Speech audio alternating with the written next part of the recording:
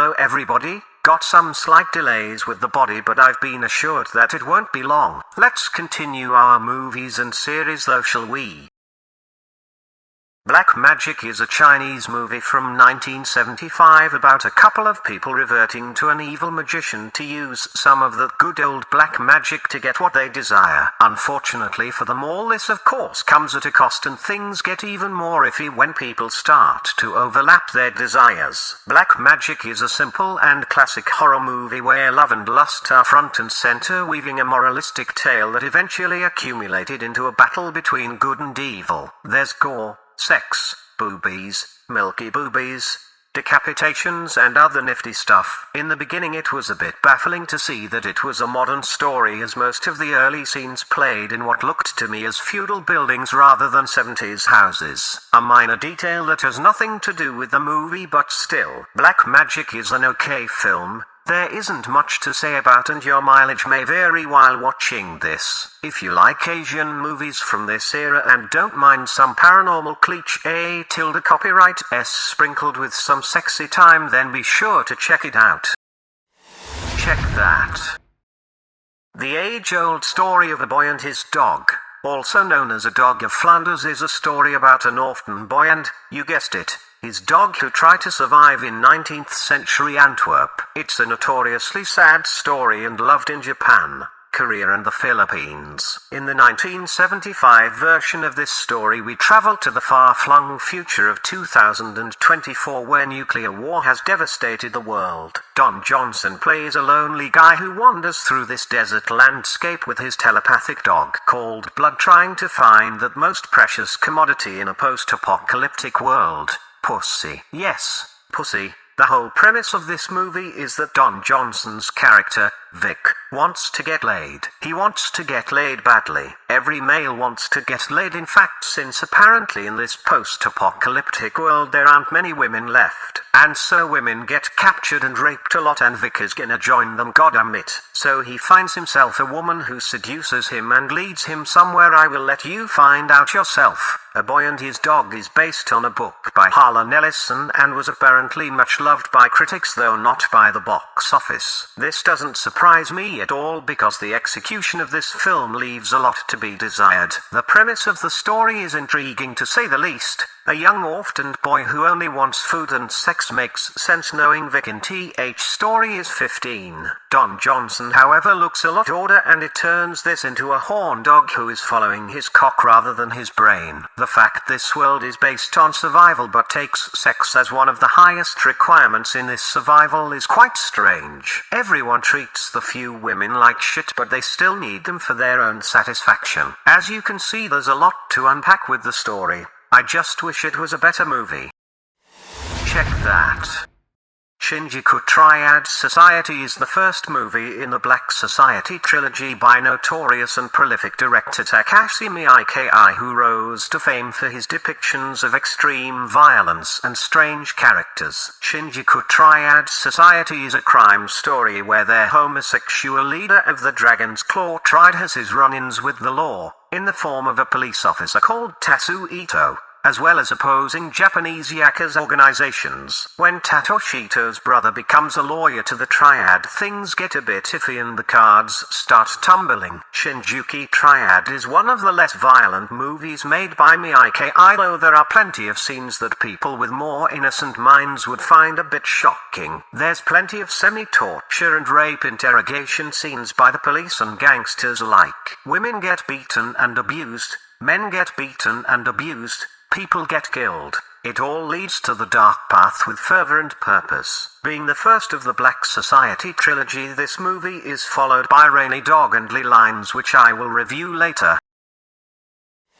Check that. Missouri Breaks is a Western movie with the legends Marlon Brando and Jack Nicholson. Nicholson plays the leader of a cattle rustling gang whose friend gets hanged by a vigilante land baron. He vows revenge and decides to buy a piece of land next to the landowner from which he will start stealing the man's horses. Of course, the pretty daughter of this man catches the eye of Nicholson's character, which complicates things, but the real problem comes in the form of Brandon, who plays a ruthless sharpshooter who will stop at nothing to hunt down the horse thieves. Needless to say, both men will clash in a most glorious way. Missouri Breaks is a lovely western with some very interesting turns. Having Nicholson and Brandon play in the movie is delightful, and with a supporting cast like Randy Quaid and Kathleen Lloyd, you can't go wrong. The story and plight of our main characters is compelling, and you start to root for both up to the point where shit gets out of hand in a way that only happens in the Wild Wild West. Watch this. Smash that. Final movie in the Black Society trilogy by Takashi Miike was Ley Lines, about a trio of Japanese friends from Chinese descent who move from the countryside to the Shinjuku area in Tokyo. Being from the countryside, they are unprepared at the dog-eat-dog world that is city life, and they quickly find themselves robbed by a prostitute called Killer Pussy. Needless to say that these characters meet each other again, which brings along even more trouble as gang members, pimps and other individuals from the seedy underbelly of Japan and China pass the review. Like Shinjuku, this movie doesn't shy away from showing the hard life of people low on the ladder of society. In this case, immigrants, whores and poor people. There's plenty of sexual violence as well as the regular kicks, punches, knives and gun violence. Check that. The Battle at Lake Changjin is a very Chinese movie about a large battle during the Korean War between November 27th and December 24th in 1950. We follow the glorious Chinese army who have been sent out on a glorious mission by their glorious leader against the American invader. A young boy wants to join the army with his uncle and fight along all his other Chinese friends for honor and country, and of course, Yakatha. The Battle of Lake Changjin is the most expensive movie ever made in China, with help from the Communist Party and announced as part of its 100th anniversary. It has also become the second highest grossing movie of 2021 with over 909 million at the worldwide box office, and the highest in Chinese cinema history. All this sounds pretty good, right? Well, kind of. Battle It is an overly long movie that is a wee bit too propagandistic than I had wanted. When you compare this war movie with other, Western or Eastern European, war movies, there's a clear distinction in how its soldiers are portrayed. They have layers, they butt heads but come together in the end for the good of all. In this movie, most of the soldiers are pretty much the same and all are in it together for the good of the country and the leader at all times. Americans are portrayed as arrogant pricks and all sound very weird for some reason. I couldn't put my finger on it, but the English these folks speak, and it is English, doesn't sound right. Americans just don't speak like that, and it sounds fake. Almost as fake as some of the very obvious CGI that is used in the movie, like the overly long vista of the Chinese wall that mesmerizes the main character in becoming a team player. It looks pretty, but it looks too pretty. Like most of these things that happen in this movie, it's a little bit too pretty for the Chinese and commie side. There's some weird scene where the Americans have a rich turkey feast complaining about wanting to go home, opposed by a scene of the Chinese soldiers covered in ice and snow, each eating a rock-hard potato. The movie is extremely long and goes from one action scene to the other. Especially near the end, it feels like a roller coaster ride with very little breathing time in between the loopings and twists you go through. Battle It isn't a bad movie. It's just a movie that has way too much propaganda in it, that's too long and doesn't have enough going for it. Regardless of this, I think this movie should be seen as it does seem to be a sort of work of art, even though it's commissioned to excruciating detail by a party that is known to have a specific view on how culture, religion, life and people should be handled.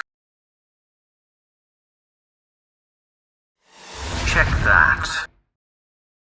Prospect is both an independent YouTube short movie as well as a full-fledged movie with Pedro Bad Tweet Pascal with pretty much the same story. This story deals with a prospector and his daughter harvesting precious stones on some faraway planet. As with all precious materials and gambling in general, one always tries to get some more, and as Murphy's Law tells us, Whenever something can go wrong, it will go wrong, and thus the father-daughter group stumbles upon a couple of shady people who have no good intentions at all. Stuff happens that forces the daughter to fight for her life until she has to make an unlikely alliance with one of the shady people to get off the planet. Prospect is pretty much a Western gold digger story set in space. The gold is replaced with precious alien gems. Prospectors are replaced with sci-fi prospectors that even talk like a Wild West character. Revolvers are fancy sci-fi laser guns, and the dangerous landscape of the unknown West is a toxic environment that can kill you cause you can't breathe in it.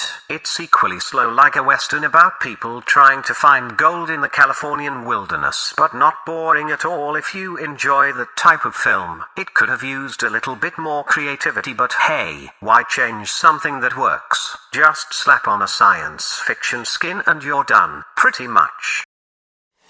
Check that. Eyes of Fire is a quaint Western-like half-horror movie about a preacher who is run out of the town he lives in because he lives with another couple and has some strange ideas about the amount of companions he has. He also has a weird wild redhead running with her that seems to be able to use magic. They flee from this town and follow the river down, evading all kinds of dangers. Not in the least several Indian tribes who are not fond of the intruders. Once arrived in a specific place, they quickly realize that the lands they inhabit are special. And by special I mean, without spoiling, almost paranormal and evil. Eyes of Fire is a strange movie that combines genres, and it is an overall thrilling ride from the beginning to end. It's strange, dreamlike and esoteric, religiously inspired, where Christianity battles paganism and other otherworldly entities. It was quite a refreshing movie in my opinion, and you should definitely give it a watch. Smash that.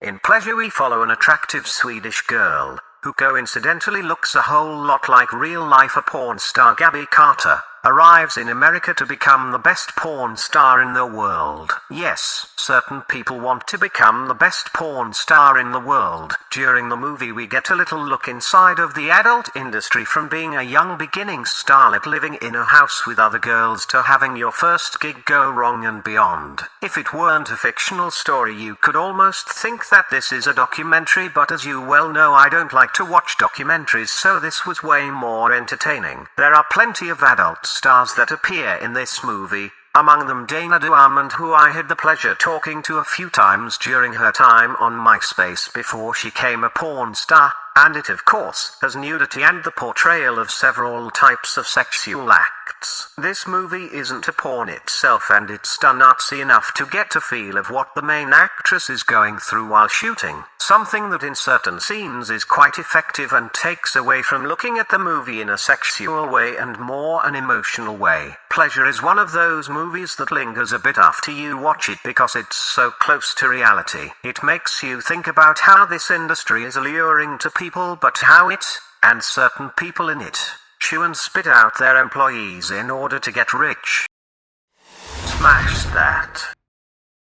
America. Fuck yeah. Coming, again to save the motherfucking day, yeah. America the Motion Picture is a 2021 Netflix animation film from the creators of Archer, you know, that animated show about a lovable spy that had a couple of good seasons. In America the Motion Picture we are shown an anachronistic look at American history, after seeing the Brits slaughter all the peeps and a couple of others while writing the Declaration of Independence. We follow George Washington and Abraham Lincoln, who are pretty much frat brothers being chased by the traitor Benedict. Lincoln dies at the claws, yes claws, of Benedict, who of course is a werewolf. George, being the bro he is, then tries to find a team to bring down the Brits. He finds another frat brother Chad, and another frat brother Chad on a horse, and Edison, who is suddenly a small Asian woman. As you can tell, this takes history very loosely and includes plenty of modern concepts and other silly stuff into it, making it an extremely weird A-1/4 anachronistic story and world. This all sounds good on paper, but seeing it on a screen is something else. It doesn't help the movie that the script is written by a bunch of frat guys who just had their fourth cake. I'm quite sure Seth Rogen had one popped into the writer's room with a couple of braiskies and a kilogram of weed, yelling, "Yeah bro, what's up," or something. Fuck Seth Rogen,